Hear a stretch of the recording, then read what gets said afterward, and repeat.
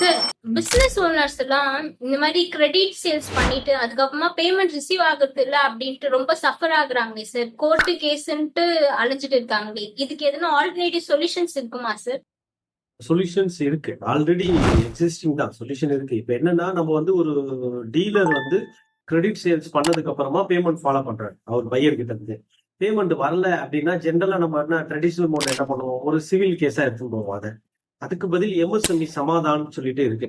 எம்எஸ்எம்இல அப்போ இந்த டிக் இருக்கு இல்லையா, டிஸ்ட்ரிக்ட் இண்டஸ்ட்ரியல் சென்டர்ல, அதுல எம்எஸ்எம்இ சமாதான்ல நீங்க வந்து இந்த கம்ப்ளைண்ட் லான்ச் பண்றீங்க. இந்த டீலருக்கு நான் வந்து சேல் பண்ணியிருக்கேன், நான் ஜிஎஸ்டியும் கட்டிட்டேன், பட் எனக்கு பேமெண்ட் ஃபாலோ பண்ணா பேமெண்ட் வரல அப்படின்னு சொல்லி எம்எஸ்எம்இ சமாதான்ல நீங்க வந்து ஆன்லைன்ல போயிட்டு கம்ப்ளைண்ட் பண்ணீங்கன்னா அதை அவங்க ரெஜிஸ்டர் பண்ணிட்டு அவங்க அதை வந்து என்கொயரி பண்ணி இயரிங் போடுவாங்க ஆன்லைன்லயே. அந்த இயரிங் நீங்க அட்டன் பண்ணீங்கன்னா உங்களுக்கு ஈஸியா ஃபேவர் பண்ணி கொடுத்துருவாங்க. இப்போ நீங்க கோர்ட்டு கேஸ்ன்னு போகும்போது ஆகிற டைமை விட 10% தான் இதுல டைம் ஸ்பெண்ட் பண்ண வேண்டியிருக்கும். சப்போஸ் அங்க வந்து நம்ம ஒரு 5 வருஷம் ஆகுது அப்படின்னா இங்க ஒரு 1 இயர்லயே முடியறதுக்கு வாய்ப்பு இருக்கு. அங்க வந்து கோர்ட் ஃபீஸ்லாம் இருக்கும், இங்க ஃபீஸ்லாம் எதுவுமே இல்லை, மினிமம் ஒரு 1000 ருபீஸ் தான்.